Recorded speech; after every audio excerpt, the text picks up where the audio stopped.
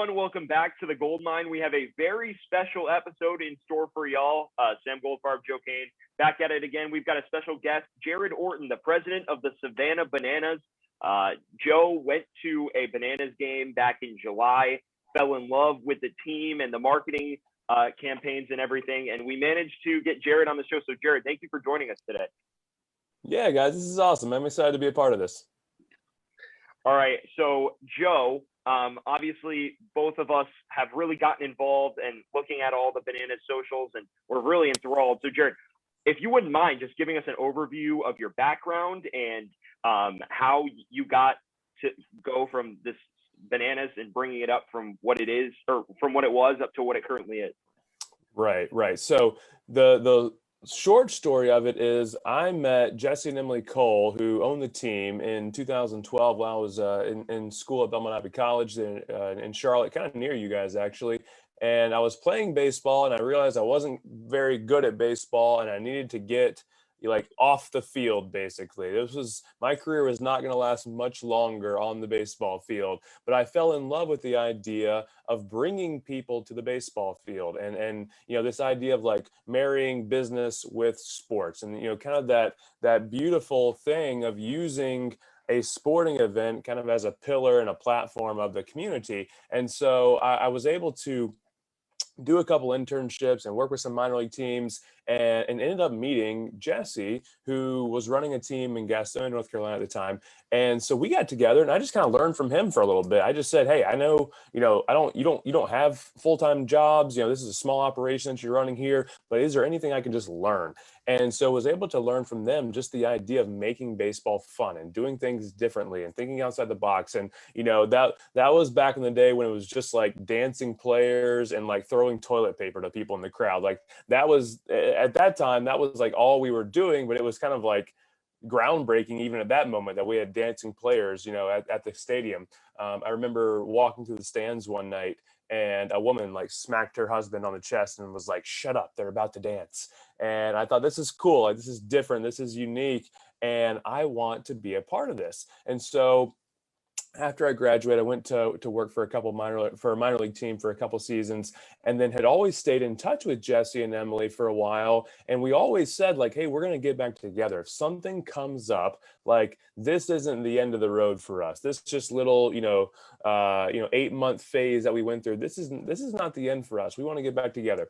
And so the worst kept secret in minor league baseball in 2015 was that the Savannah Sandgnats were going to be leaving. And everyone, pretended not to know that it was happening, but it was happening. Grayson Stadium in Savannah, Georgia was going to be empty. And, professional baseball had been in Grayson Stadium for 90 some odd years. And it was coming to an end. And there was all the excuses of, the facility wasn't great and the city's not great and the fans won't come, and on and on and on and on and on. And Jesse and I got together and said, what would it look like to bring a team to Savannah, Georgia?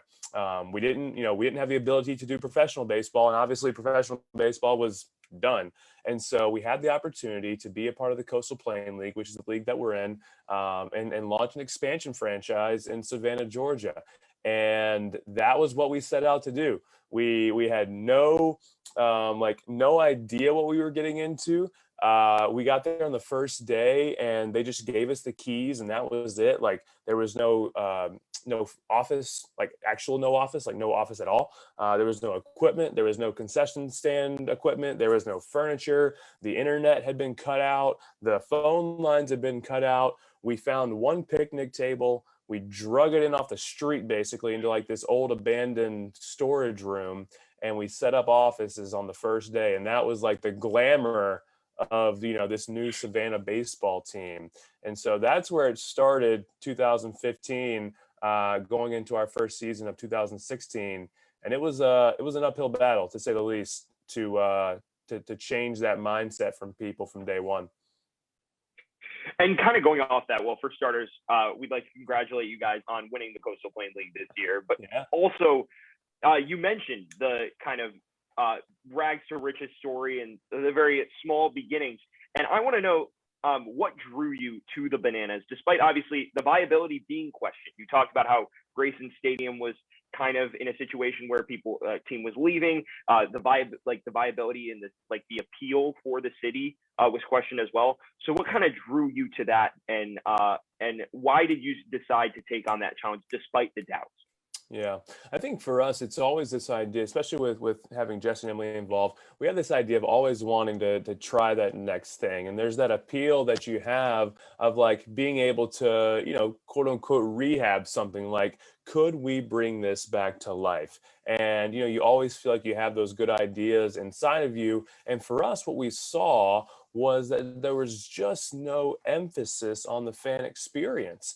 We actually were able to come to a couple games prior to us coming to Savannah. And so we came to a couple games, and no offense to the people that were running the team, but there was no excitement. There was no energy. There was no enthusiasm. Obviously they knew they were leaving. The fans knew they were leaving. But even then there was just no focus on doing what was right for the fans. And, at that point we had really went all in. I mean, Jesse and Emily, they renamed the company Fans First Entertainment. We were going to go all in on fans first experience. And that was something that we believed that if we could take that approach, that was going to change the tune for people. And so we started kind of workshopping all these ideas of like, what would be dramatically different for people to, number one, see at a baseball game, but number two, like how we actually, serve them and how we actually provide the tickets to them. We went with this all you can eat model where we wanted to like turn it into a cruise ship, basically, where people just go get all the food you want. And so we had this mentality of like, what if we just took a dramatically different approach? Because, and this goes for anything in business, if you just go in and put a different name on it, but you still are basically providing the same product, same service, same experience, good luck. Why would you expect anything different for the results? And we kind of had to fight through that a lot of how do we market a baseball team, but then how do we like do things dramatically different that people have never seen before, and how do we communicate that to them? So it was a big challenge, but we felt like, hey, we're young, this will be fun to do, like let's go for it. Let's put it out there. Yeah, so I mean, we're talking about like just struggles the whole franchise basically had at the beginning, but as the president, what was like your biggest struggle, and the biggest challenge you faced in the opening days of the organization? Yeah, the biggest thing for us was just explaining to people and building that trust of that personal relationship with people, because here's where we're coming in at. We're the Coastal Plain League. We're a new franchise, and we don't have a name yet. That was very embarrassing. We had this like red and blue, like extremely generic looking Savannah baseball logo, that we were trying to like use somewhat to gain some like traction in the marketplace. And so we're coming in where people have said, okay, professional baseball doesn't work. And then we have to go in there and tell them, well, we're not professional baseball. We're actually way much lower than professional baseball. We're college summer wooden bat league, basically, which we tried not to even say to people because it just made it seem so much less than what they were used to. And so we were going in there with, you have pride, right? You have pride in what you do. You have pride in your ability. And you think like, all right, like we know, we're competent. We know what we can do. We know how to do the job. And so going in there and people not trusting you, people not believing you, people just, basically saying, hey, this is not going to work. Like this is going to be a complete failure. And so going through those are all the big struggles. I mean, we got laughed at. We got laughed out of offices. We were asking for these outrageous like prices on certain things. And, we told people, hey, this is going to be all you can eat and drink food. And they were like, that doesn't make any sense. Why would you guys do that? We told them we're going to have dancing players. We told them we're going to have, choreographed dance teams and mascots. And they were just like, this makes no sense. Good luck. Let us know how it goes. And so that was really tough early on. We weren't selling very many tickets. We sold just a handful of season ticket packages. We sold like 1 or 2 sponsorship packages. That's back when we were doing sponsorships. And so it was like very, very tough sledding. And you get to a point where you're just like, oh my gosh, is this going to work? Yeah, and Jared, I think it's safe to say it worked. Hey, I think it definitely is as well. Yeah. And Jared, you talk about thinking outside the box, and banana ball is kind of the prime example of that. So I want to know what your thought process was behind the creation of banana ball, and how did yourself and the rest of the front office go outside the box to build this exciting brand of baseball that Joe loves and all of us have heard about and really are drawn to now? Right. So banana ball was this idea, I think it was, gosh, like 2018 maybe. We were like workshopping it around. And what we've noticed, and this is not just us noticing it, the whole world has noticed it, that baseball has become longer and slower and arguably more boring at some point. And it's just getting to a point where you've got to do something dramatic to revert back to what a normal attention span for most people is. And so like, and this is not just, again, not just us saying this, like if you watch a movie right now, most feature length films, hour and 45 minutes, maybe 2 hours, maybe if it's the Lord of the Rings, it's 7 hours or whatever, but like most feature length films, an hour and 45 minutes. You go to a basketball game, 2 hours 15 minutes. Yes, a football game, 3 hours, 3:15, but like lots of action. Soccer, 90 minutes with some stoppage time and in between. Like most sports, most concerts, most movies, most theatrical performances are an hour and a half, 2 hours, 2.5 hours. Like no one is asking for 3.5 hour, 4 hour, 4.5 hour baseball games. And unfortunately, baseball is a sport that was built around this game of no time.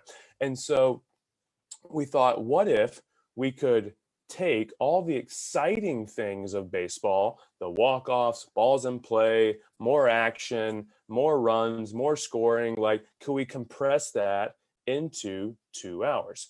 Well, to do that, you got to rip out all the boring stuff. So like we started listing out what makes baseball slow, what makes baseball boring. Well, it's walks and mound visits and bunting and pitching changes and like all these things we were trying to rip out. What's exciting about baseball? Putting the ball in play, scoring, running around, making plays, walk-off celebration. Could we infuse more of that? And then could we obviously wrap it and put a bow on it in like 2 hours? And so we started trying to take elements of certain games, like taking elements of like match play golf and boxing and like making every round count, making every inning count. And then we try to take elements of like hockey and soccer, of like the penalty shootout, and like the one-on-one element. And so that's where a lot of these ideas started coming from. And we thought, okay, we're not totally reinventing baseball. It's still, 9 guys on the field, pitcher, catcher, hitter. We're 3 strikes, 4 balls, and we're still playing the game of baseball. We're just kind of wrapping it in this new box of rules that allow it to be go, go, go, go, go. And so in the fall of 2018, we took it to 2 colleges. We took it to Lander University and we took it to Wofford, and we asked them to play. And what happened was, it was action-packed, nonstop. Guys were running off the field. Guys were celebrating. Guys were like going nuts. And we played 9 innings of baseball in an hour and 39 minutes, 99 minutes for 9 innings of baseball. And every inning counted. There was walk-offs. People were scoring. There was no mound visits. There was no, walk. Like it was just go, go, go, go, go. And so we've iterated that obviously over time because, creating a game like whether it's virtual game or a physical game, like creating a game is tough because you got all these variables, you got people playing, and strategy goes into play. And so we've iterated over time, but what we found is that it brings a level of excitement to the players, the fans, and obviously ourselves that you're just not getting anywhere else in baseball. And so that's kind of where we go from here. I want to follow up on that because baseball has been like America's pastime for almost 100 years by now. So was there any backlash to like changing the game a bit? Oh yeah, a lot. I mean, and this happens with anything. And I think what in business specifically and in life, when you make change for something, change is a scary word. because people just don't know the potential outcomes. And it's like, well, why are you changing this? And was it really bad? And what will the future be? Will it be better? And so there's a lot of fear in change.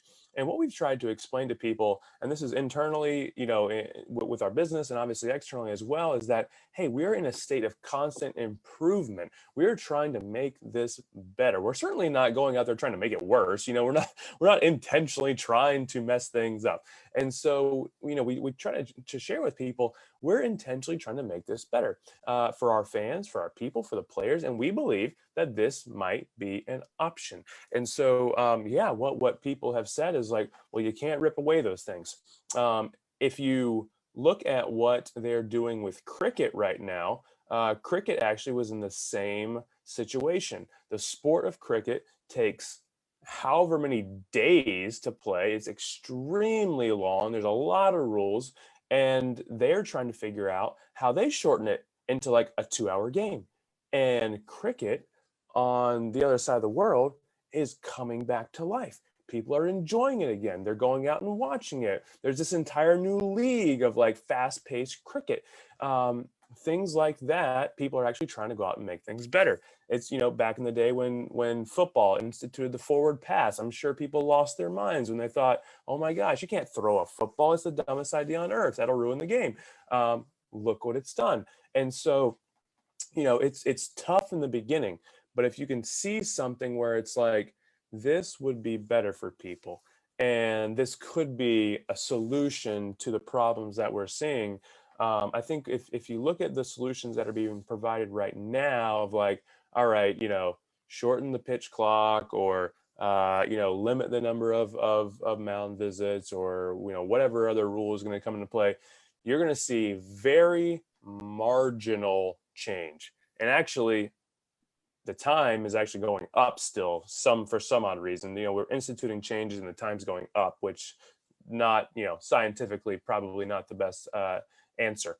And so if you want to make dramatic changes, if you want to go from a 3 and 15 average to a 215 average, you've got to make dramatic changes in the way that the game's being played. And so certainly some of our fans are confused by it, but it's something that we're continuing to be passionate about, and we're going to keep pushing it to see how far this thing can go. Yeah. And it's honestly one of my favorite ideas. Like, I was hesitant at first when I saw it, but it honestly sounds amazing. But including Banana Ball, like the team, we talked about this right before we went live. The social media page, like TikTok, just went viral for walking up with a caddy, and it's been getting on national news.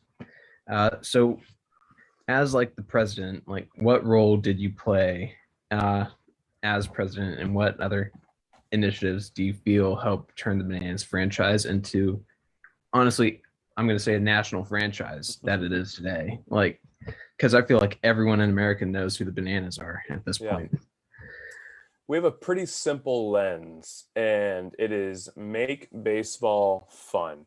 And when we use that lens in the context of creating things, whether it be things on the field or videos or things we do for fans, it really simplifies the thinking process, because it's just like, all right, we want to take this game, we have this context of a game, and we have players, we have participants, we have fans watching, we have ourselves. What can we do to infuse fun?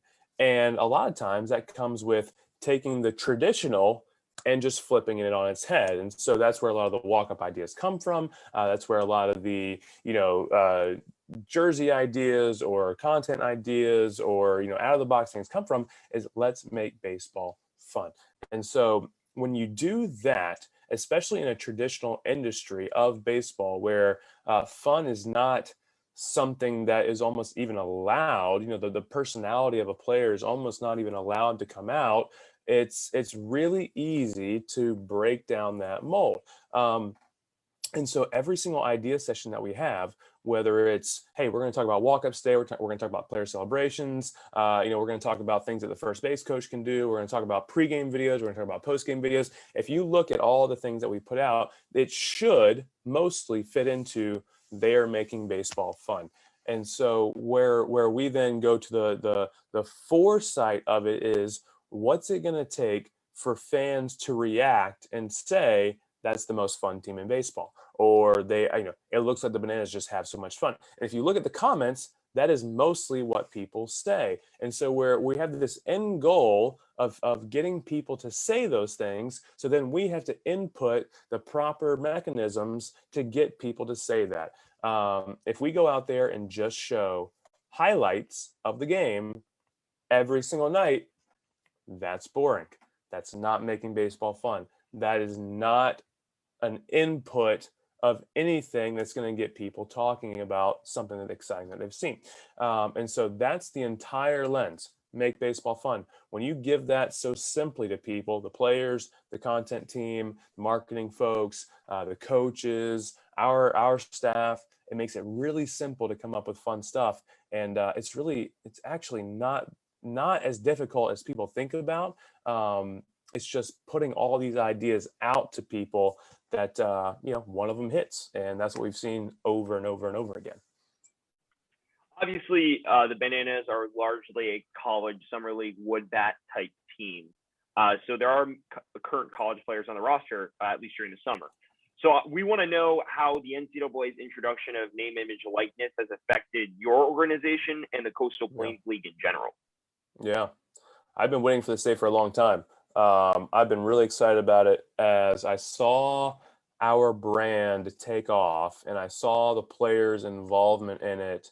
I thought, man, I cannot wait to be able to work on this with them, because we are in a position of not, we're not an NCAA institution. We don't have, we're a separate brand. We don't use the college's names. We don't use their color. We don't use anything from these colleges, but we have these players who have the opportunity to go out and do things underneath our umbrella. And so as it was written and as this has all come out, it's like, oh my gosh, we're the perfect opportunity to have guys build their platform, do creative things, build their social following, and obviously now be able to be rewarded for it, other than just like, good job, pat on the back, thanks for doing that. And so as soon as it actually happened a lot faster than I expected it to, we got through June, you had all the states kind of, jockeying for position. Then all of a sudden it was like June 30th, it was the meeting or whatever. And it was like, all right, just do whatever you want. Was basically the message that I saw. And they told the schools, figure it out. You guys just figure it out and let us know how it goes. And so we got together real quick and said, all right, let's put it together. Let's do something creative. And we came out with the name, image, and likeness jerseys. I don't know if you guys saw them, but we did the NIL jerseys, and every single player had their own unique jersey, and it had their face all over the jersey, a collage of their face. It had their name on the back. And so it was the true form of name, image, and likeness of a player wearing their own face on their jersey. And we auctioned them all off, and we split up the proceeds amongst the players. And then for 48 hours, the guys had their own individual links. We did photo shoots with all of them. We did videos with all of them. So we had all this marketing collateral ready to go out for them. And so they deployed that on their own channels, and we gave them 48 hours to sell as many of their own jerseys as they wanted to. We gave them $20 for every single jersey that they sold. It was our single biggest merchandise day of all time. It's amazing. Amazing, right? And they get to benefit from that. Isn't that like win, win, win? Win for the team, win for the guys, win for the community, or win for the fans. Amazing.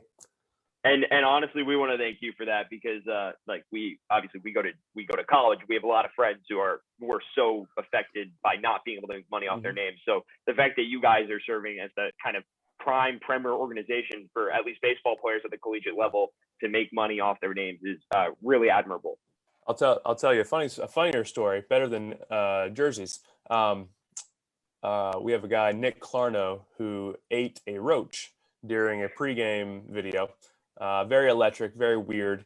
And I get a call 8 o'clock in the morning from the ad agency from the local pest control company. And they said, "Hey, we heard about Nick Clarno eating the roach in the locker room. We got to get him in board. We got to get him on for a commercial." And I'm like, "This is it. This is name, image, and likeness right here. You know, we got local pest control companies dialing these guys up because they're eating roaches in the locker room." And Nick Clarno did a local pest control commercial because he ate a roach when he played for the Savannah Bananas. And I thought, this is it. We're really killing it now. I mean, I guess that makes sense because, I mean, Makes he's going to sense. put them out of business by eating all the roaches if he doesn't Makes sense. join them, you know? Yeah. Oh, didn't need to hear that just before lunch. Okay, we got one last question, and we basically already touched up on it, but the Bananas is a nationally recognized sports team now. TikTok has helped a lot with that. You know, just the crazy things you guys do helps a lot, and it makes it fun for the fans. But it is still in like a small market city, like Savannah. So like, what do you think it means for the city of Savannah to get such a popular team now? You know?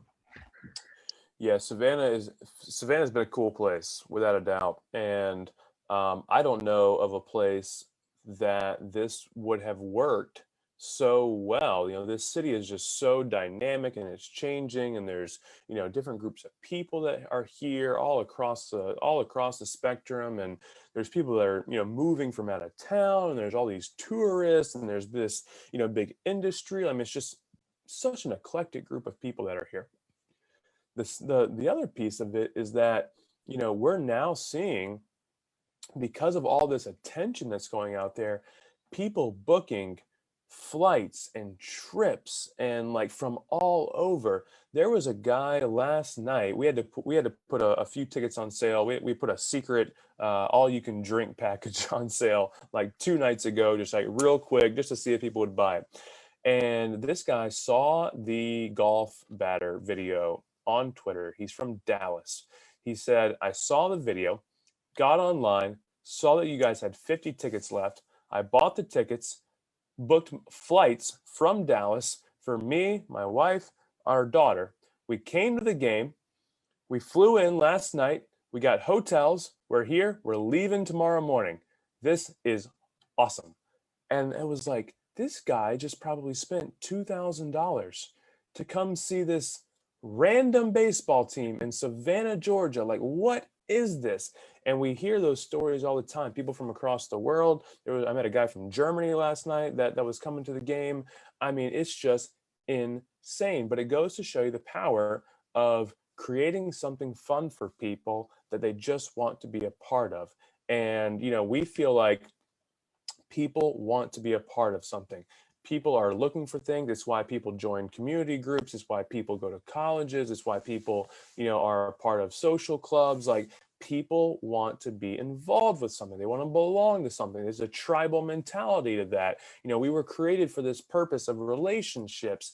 And so, you know, we get to provide that to people. We get to provide something of an answer of what they're searching for. And it's being a Bananas fan. It's being a part of this Bananas tribe and this Bananas community. And whether you came to the game and you witnessed it there, or you just bought a shirt and you live in, you know, Minnesota, and you just like watch the TikTok videos, or you watch some of the streaming and you're in the comment section, like, you feel a part of it that way. And I don't know of another team really that, you know, if you're walking down the airport and you see a Savannah Bananas shirt, like, if you're a Bananas fan, you're going to go up to that person. Like, you're going to say something to them. You know, you're going to have that look. You're going to high five or whatever. You know, if you see someone wearing a Los Angeles Dodgers shirt, you're not like beelining over to them like, "Oh my gosh, I got to talk to you about the Dodgers." Like, no, it's just like a thing. But this Bananas brand and the city and the fan base and everything that's come around it is just something that's taken a life of its own. And I really believe it's just because we put out this message of let's make baseball fun, let's bring people together and do something that is remarkable for them and provides them hopefully a little glimmer of what they're looking for in life. All right, that does it for our questions for Jared Orton, president of the Savannah Bananas. Jared, we'd like to thank you for sitting down and talking to us. They're building a great product down in Savannah. Joe's seen it firsthand. I look forward to seeing it one day myself.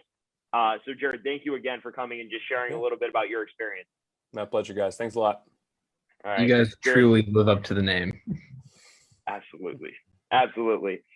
And on that note, that's going to do it for us here on the Gold Mine today. Sam Goldfarb and Joe Kane signing off.